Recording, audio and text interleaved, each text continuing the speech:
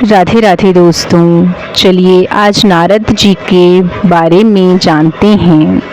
नारद जी को एक बार अहंकार हो गया था। कैसा अहंकार, चलिए सुनते हैं।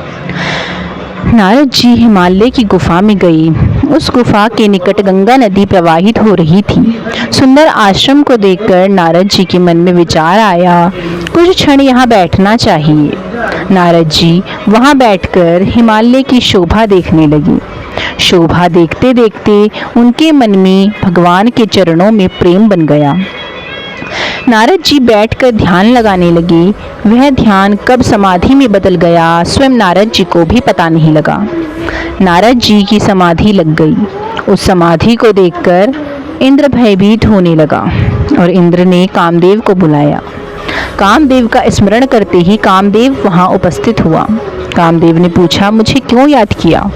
तब इंद्र ने कहा, नारद जी की समाधि में बैठे हैं, तुम जाकर उनकी समाधि तोड़ो। यह सुनकर कामदेव ने कहा, मैं शीघ्र जाकर मुनिराज को ध्यान से मुक्त कर दूंगा और उन्हें योग छुटाकर भोग में लिप्त करा दूंगा। ऐसा कहकर कामदेव वहां से चला गया। शंकर जी कहते हैं, देवी, इंद्र का स्वभाव ऐसा है जैसे एक कुत्ते का स्वभाव होता है। जैसे एक कुत्ता कहीं से सूखी हड्डी उठा लाया और वो उस हड्डी को चबा रहा हो। यद्यपि उस हड्डी में कोई भी रस नहीं है, नीरस है।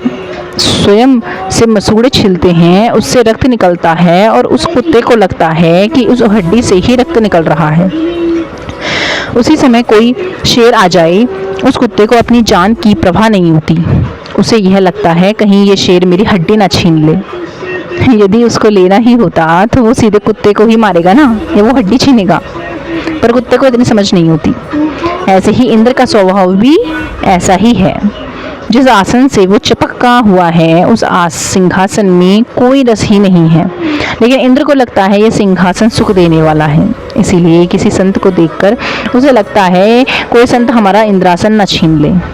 लेकिन संतों को इंद्रासन की कोई चिंता नहीं होती। इंद्र के कहने पर कामदेव अपने समाज के साथ नारद जी के पास आया और नारद जी को समाधि को तोड़ने का पूरा प्रयास किया। लेकिन जिसे भगवान बचाते हैं उसका कोई कुछ नहीं बिगाड़ सकता। कामदेव का एक भी बाण नारद जी की समाधि को तोड़ नहीं पाया, क्योंकि नारद जी की रक्षा स्वयं भगवान कर रहे थे। जब कामदेव अपने सभी बाणों का प्रयास करके थक गया, तब कामदेव ने विचार किया, जो काम बाण से नहीं हो सकता वो काम वाणी से हो सकता है। प्रशंसा अच्छे अच्छे लोगों को हिला सकती है।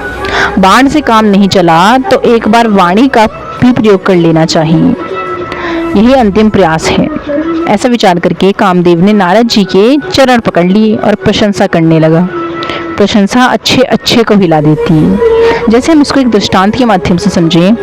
जैसे एक व्यक्ति किसी ज्योतिषी के पास गया।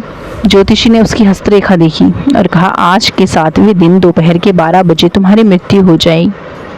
मृत्यु का नाम सुनकर कोई भी भयभीत हो जाएगा, वह व्यक्ति भी भयभीत हो जाएगा।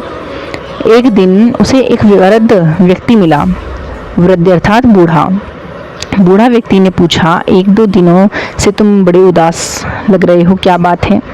तब उस व्यक्ति ने कहा, हमसे एक ज्योतिषी ने कहा है 7वें दिन मेरी मृत्यु हो जाएगी। उसमें से 2 दिन तो निकल गए। मैं यही विचार कर रहा हूँ, मैं मृत्यु से कैसे बचूं? तब उस बूढ़े व्यक्ति ने कहा, तुम मूर्तिकार हो, अभी भी तुम्हारे पास 5 दिन हैं। तुम रात दिन जगकर अपनी जैसी 8 मूर्तियाँ बनाओ, जो कि देखने में तुम्हारी जैसी लगी। कोई समझ ही ना पाए कि तुम हो या तुम्हारी मूर्तियाँ।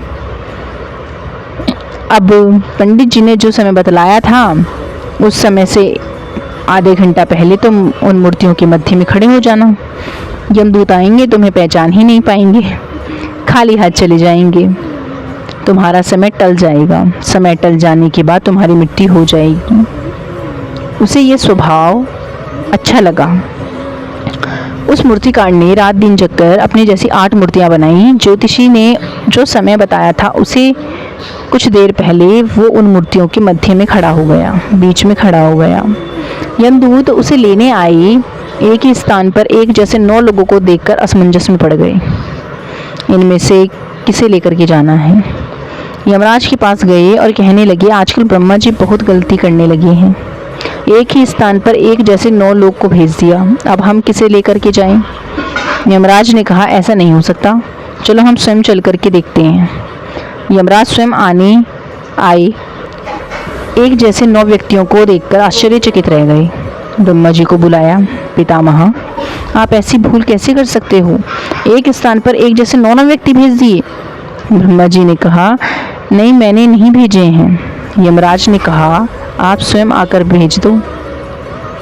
ब्रह्मा जी ने आई, वो भी आश्चर्यचकित रह गए। जब कुछ समझ में नहीं आया तब ब्रह्मा जी ने भगवान को पुकारा। भगवान आए, सभी लोग समझ गए, अवश्य इनमें एक वास्तविक है और 8 प्रतिमाएं हैं। भगवान ने ब्रह्मा जी से कहा, मैंने आपको बनाया, आपने संसार को बनाया, परंतु ये कौन सा प्राणी है जो सृष्टि रचता है? हमसे भी आगे निकल गया। यदि वे व्यक्ति मिल जाए जिसने ये प्रतिमाएं बनाई है तो मैं उसके चरण को धो लूं। इतना सुनते ही वह मूर्तिकार हाथ उठाकर कहने लगा, मैं हूँ जिसने वो मूर्ति बनाई है। भगवान ने कहा, ठीक है, ले चलो। यमराज उसे लेकर के चले गए। कहने का तात्पर्य, प्रशंसा अच्छे को हिला देती है। आज कामदेव नारद जी के चरण पकड़कर नारद जी की प्रशंसा करने लगा। जिन नारद जी की समाधि काम के बाणों से नहीं खुली, उन्हीं नारद जी की समाधि काम की वाणी से खुल गई। नारद जी ने पूछा, कामदेव, तुम यहाँ क्या कर रहे हो? कामदेव ने सारी बात बतला दी। सब सुनकर नारद जी ने कहा, हम तो रमते साधु हैं, आज यहाँ कल वहाँ, बस यही हमारा काम है। हम तो 3 लोक का राज भी ना लें, फिर भला इस तुच्छ इंद्रासन को लेकर क्या करेंगे? जाओ, जाकर इंद्र से कह दो हमें कुछ नहीं चाहिए। और कोई होता तो कामदेव को दंड देता, परंतु नारद जी ने कामदेव से कुछ नहीं कहा। कामदेव वहाँ से चला गया। जाकर कामदेव को जाकर बतलाया। सभी ने नारद जी की प्रशंसा की। आज नारद जी के मन में अहंकार आ गया।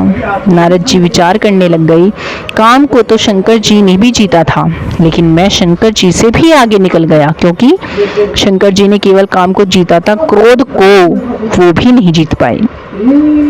लेकिन मुझे देखो, मैंने काम को भी जीता है और क्रोध को भी जीता है। मैं शंकर जी से भी आगे निकल गया। अब मुझे अपना प्रचार करना चाहिए। अब यहाँ कोई और तो है नहीं जो हमारा प्रचार करेगा, मुझे स्वयं ही अपना प्रचार करना होगा। चलो चलते हैं शंकर जी के पास, उन्हीं को उकसाते हैं। ऐसा विचार करके नारद जी शंकर जी के पास आए। शंकर जी ने नारद जी का स्वागत किया और पूछा, हे मुनिनाथ, बहुत दिनों में आपके दर्शन हुए हैं, कहीं कोई विशेष अनुष्ठान में लगे थे क्या? नारद जी ने कहा, आपको पता नहीं चला? शंकर जी ने कहा, क्या? मुझे नहीं पता चला। नारद जी ने कहा, इसका अर्थ तो यही हुआ, आप भांग खाकर सोते रहते हो। मैं हिमालय में तपस्या कर रहा था, इंद्र को मेरी ये तपस्या सहन नहीं हुई और तपस्या तोड़ने के लिए उन्होंने कामदेव को भेज दिया। कामदेव ने पूरा प्रयास किया लेकिन मेरी तपस्या भंग नहीं कर पाया। शंकर जी को लगा था संत आए हैं तो राम कथा सुनाएंगे, लेकिन यहाँ पर नारद जी ने उल्टा कर दिया, ये मार्ग कथा सुनाने लग गए हैं। नारद जी मार्ग चरित्र सुना रहे हैं। तब शंकर जी ने नारद जी को समझाते हुए कहा, आपने जो कथा मुझे सुनाई है, ये कथा कभी भगवान विष्णु को मत सुनाना। यदि वहाँ यह प्रसंग भी चल जाए तब भी आप इस प्रसंग को दबा लेना। शंकर जी ने तो हित के लिए ही समझाया था, परंतु नारद जी को लगा ये मुझसे ईर्ष्या करने लग गए हैं, क्योंकि इन्होंने केवल काम को जीता और मैंने काम के साथ साथ क्रोध को भी जीत लिया। आज नारद जी को ये हित की बात अच्छी नहीं लगी। नारद जी कुछ देर वहाँ बैठे रहे और फिर वहाँ से ब्रह्मा जी के पास गए। फिर एक दिन हाथ में वीणा लेकर वैकुंठ में गए, वहाँ भगवान के दर्शन नहीं हुए। फिर क्षीर सागर में गए, नारद जी भगवान के पास में गए। अन्य दिनों में भगवान कभी उठ करके नहीं मिलते थे, लेकिन आज नारद जी के आते ही भगवान उठ करके खड़े हो गए। द्वार तक जाकर नारद जी की अगवानी की। नारद जी को लाकर अपने आसन पर बिठाया। जब नारद जी आसन पर बैठ गए तब भगवान ने पूछा, नारद जी बहुत दिनों में आकर दर्शन दिए, कहाँ थे अब तक? तब नारद जी ने कहा, पूरा काम चरित्र सुना दिया। यद्यपि शंकर जी ने मना किया था, फिर भी नारद जी ने पूरा काम चरित्र सुना दिया। संसार में ऐसा कोई नहीं है जो भगवान की माया से मोहित ना हो जाए। भगवान की माया सबको अपने वश में कर लेती है। आज नारद जी की भी इस माया के वशीभूत हो गए। नारद जी को काम को, क्रोध को जीतने का अहंकार है। आगे नारद जी को ये दोनों प्राप्त होंगे, काम के वश में भी होंगे और क्रोध के वश में भी होंगे। न क्रोध से बच पाएंगे, न क्रोध से बच पाएंगे। भगवान ने कहा, नारद जी आपके स्मरण से काम, क्रोध, लोभ, मोह ये सब नष्ट हो जाते हैं, फिर भला ये सब आपको कैसे व्याप्त हैं? आप जैसे संतों का काम बिगाड़ ही क्या सकता है? भगवान के वचन आग में घी का कार्य कर रहे हैं। आप तो ब्रह्मचारी हो, मति धीर हो, अपने संकल्प को पूर्ण करने वाले हो।